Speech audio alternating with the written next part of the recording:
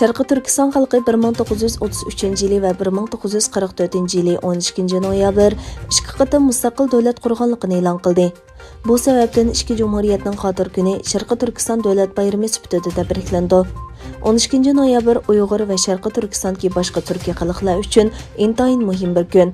Müstəqillik yalqınını yanğınğa aylandırğan Şərqi Türkistan xalqı 1933 yılı 12 noyabr Qashqarda tunji Şərqi Türkistan İslam Cumhuriyetini qurdu. Lekin bu cumhuriyet Tunganlarning düşmanlar bilan tel beriktirishi, Xitoy va Ruslarning qarshi turishi bilan qisqa vaqtda vayron bo'ldi. 1940 yılı Altay, G'ulja va Urumchida qo'zg'olonlar portlab, qisqa vaqtda muvaffaqiyat qozondi. Ahırda 2. Şərqi Türkistan Cumhuriyeti 1944 yılı 11 ayının 12 günü G'uljada quruldu. Rus və Xitoy işğalçılarının bismi bilan 1949 yılı Cumhuriyet bütünlüy əməldən qaldırıldı. Xitoy kommunist hakimiyyəti Şərqi Türkistanı işğal qıldı. Şərqi Türkistan işğalının 71 yıllıqda milyonlagan Şərqi Türkistan xalqı cəza lagerlərində dəfsəndə qılınmaqda. Xitoy zulmü bir irqi qırğınçılıqqa aylanmaqda. Şunisi aniqki, to'liq mustaqil Şərqi Türkistan dövləti qayta qurilmasa, G'arbiy Türkistan Türk Cumhuriyetlarining hozirgi mustaqilligi hargizmi xatar va tahdidlardan qutula olmaydi. Eng qisqa vaqtda yangi cumhuriyetimizning qurilishiga tilakdoshmiz.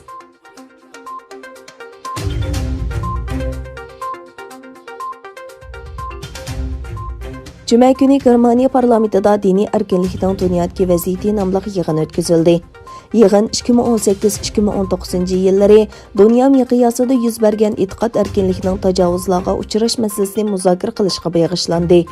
Yig'inga Germaniya parlamentining muavin raisi Klaudiya Roth xonim riyosatchilik qildi. Yig'inda hokimiyat beshidagi va o'qituvchi partiyalardan bo'lgan parlament a'zolari dunyo miqyosidagi diniy erkinlikning navbatdagi vaziyati to'g'risida nutqlar so'zildi. 7 partiyaning parlament a'zolari fikr bayon qilgan bu yig'inda Uyg'urlar masalasi takror tilga ilindi. Xristian Sosial partiyasi va Xristian Demokratlar partiyasining parlamentdagi a'zolaridan Markus Gorobel tunji bo'lib Xitoyning jazo lagerlarini ta'sis qilib, Uyg'ur musulmonlarining diniy e'tiqodini eg'ir dafsanda qilayotganligini o'tirg'a qo'ygandan keyin Erkin Demokratlar partiyasidan Guydi Yansen, Sosial Demokratlar partiyasidan Dr. Berbil Kofler, Yeşillar partiyasidan Gay Gehrin qatorliqlarni so'zlarda Uyg'urlar masalasini ta'kidlab o'tdi.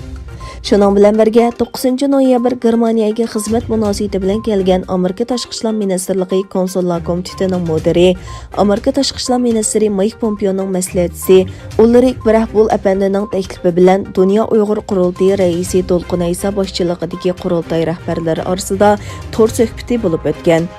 Suhbat Amerikaning Berlindagi bosh elchixonasi bilan Myunxendagi konsulxonasi orasida elib berilgan. Suhbatga Amerikaning Myunxendagi bosh konsuli Megan xonim qatorliqlarmi ishtirok qilgan.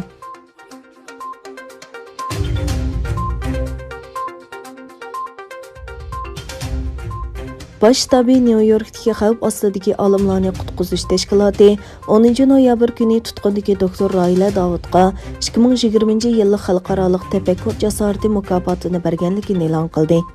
Xavf ostidagi olimlarni qutqizish tashkilotining bu vaqtdagi bayonoti qaraganda 2017 yili 12 oyining o'rtalarida Xitoy doiralari tomonidan tutqun qilingan va hozirgacha izlergi bo'lmagan Xinjiang Universiteti Filologiya institutining professori Rahila Davudning ilmiy tadqiqot sohasida ko'rsatgan uzun yillik tirishchanligi va jasorati muayyanlashtirilib, bu mukofotga loyiq ko'rilgan.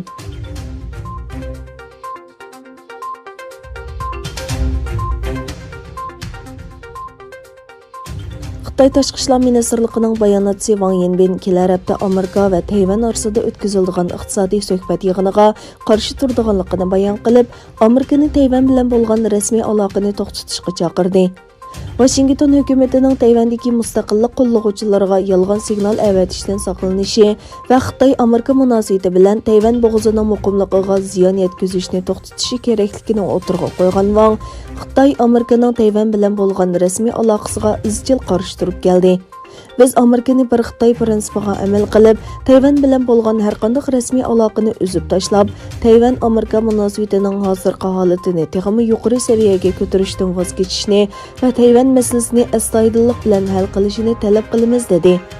Tayvan prezidenti Tsai Ing-wen bo'lsa, yana bir qatam uchrashish munosabati bilan Amerika bilan bo'lgan kuchli iqtisodiy aloqasini kengaytirishni xohlaydiganligini bayon qildi va yig'inni strategik hamkorlikning obidasi deb tasvirladi.